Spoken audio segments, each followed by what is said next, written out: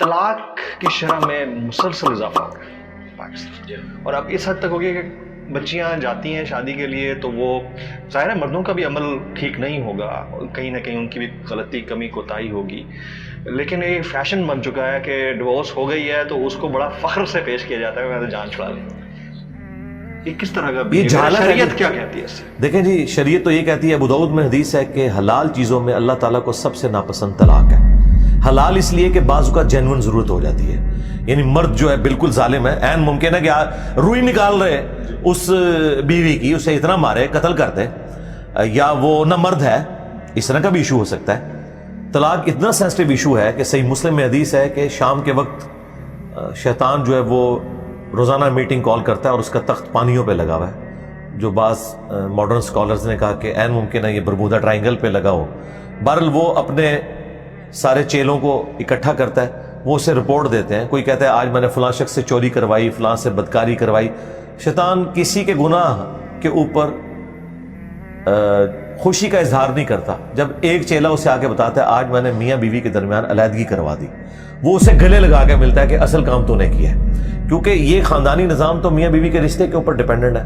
یہ بریک ہوگا تو پھر اولاد بھی جو ہے وہ معاشرے کے لیے ناسور بن جائے گی۔ تو اسلام میں طلاق تو آخری درجے تک اوائڈ کی گئی ہے جی۔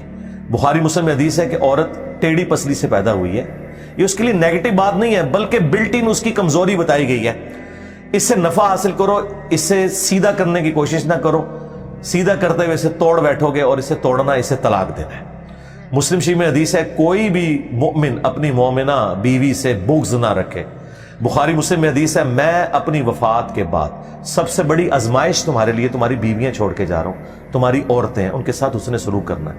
حتیٰ کہ بخاری مسلم میں ایک سفر میں نبی علیہ السلام عورتوں کا جو قافلہ تھا وہ اس کو جو ہانک رہا تھا نا، اس کو آپ نے فرمایا کہ آہستہ ہانکو، شیشیاں ہیں کہیں ٹوٹ نہ جائیں، یعنی اتنی رسپیکٹ والا معاملہ۔ خود نبی علیہ السلام بیٹیوں والے تھے، سیدھی سی بات ہے۔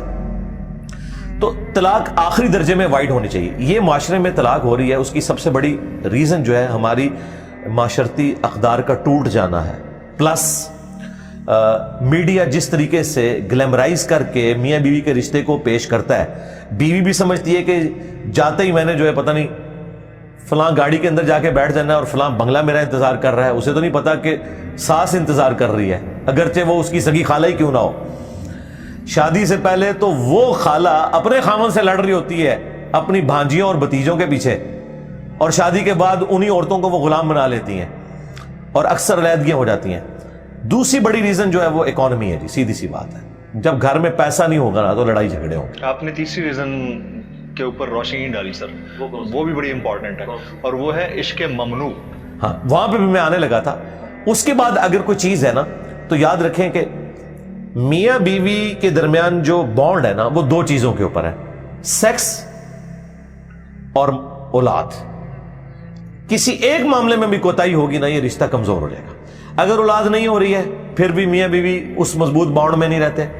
اولاد ہو گئی لیکن تربیت کے معاملے میں خامند کو بیوی سے شکایت، بیوی کو خامند سے شکایت۔ اور دوسرا سیکس، جو آپ نے بات کی کہ فری سیکس نہیں ہونا چاہیے، خامند اپنی بیوی کے ساتھ مخلص ہو، بیوی اپنے خامند کے ساتھ مخلص ہو، تو یہ سارے معاملات صحیح چل سکتے ہیں۔